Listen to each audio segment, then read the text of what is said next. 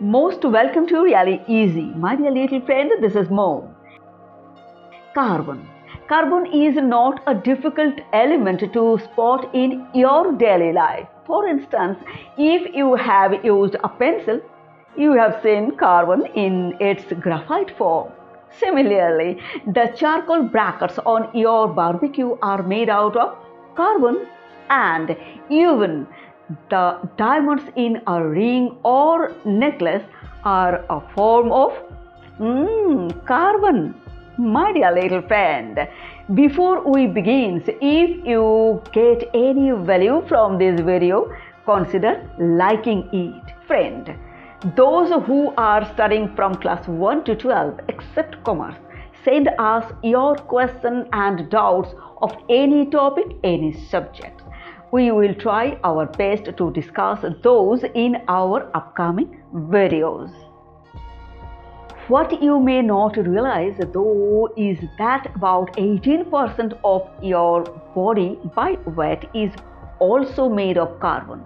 In fact, carbon atoms make up the backbone of many important molecules in your body, including protein, DNA, RNA, sugar, and fats.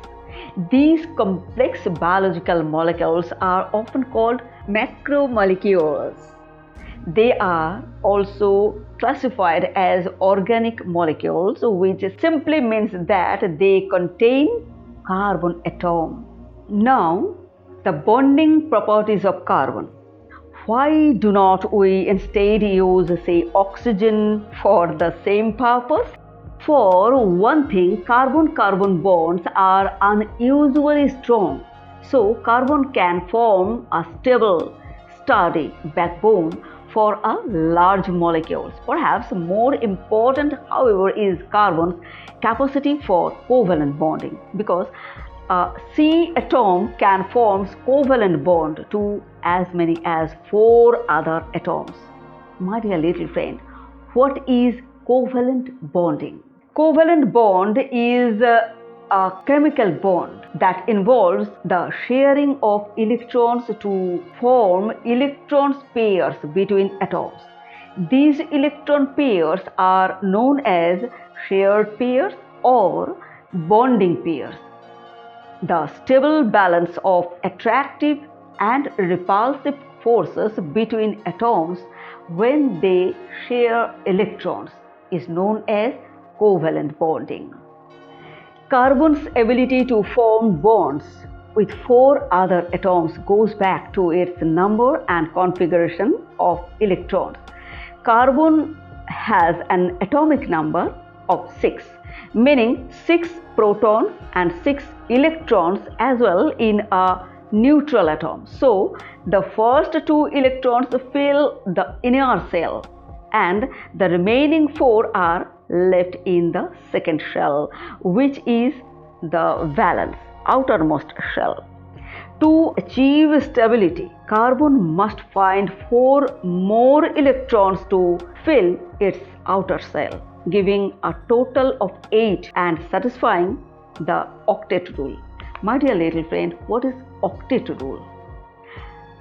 The octet rule states that an atom tends to have 8 electrons in its outermost valence shell by forming bonds through gaining or losing electrons from its outermost shell.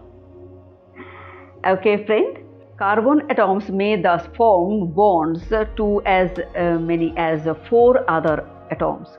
For example, in methane, carbon forms covalent bonds with 4 hydrogen atoms.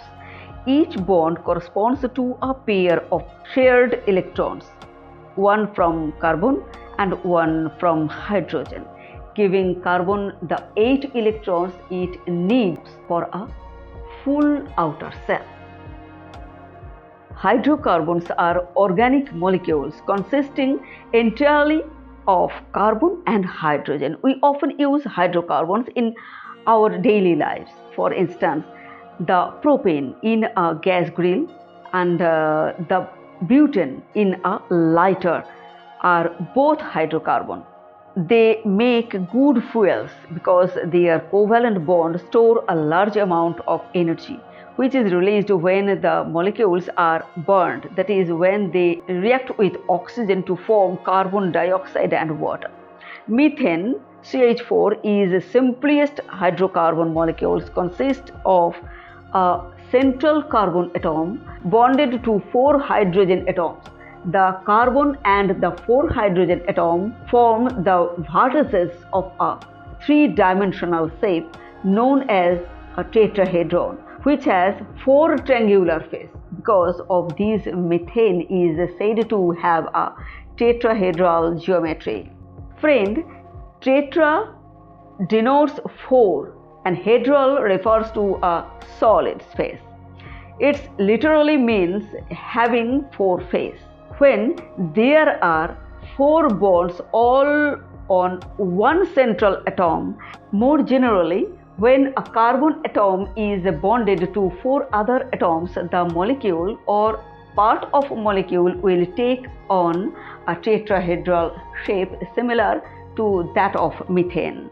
This happens because the electron pairs that make up the bonds repel each other, and the shape that maximize their distance from each other is a tetrahedron. My dear little friend, stay with me. Bye-bye.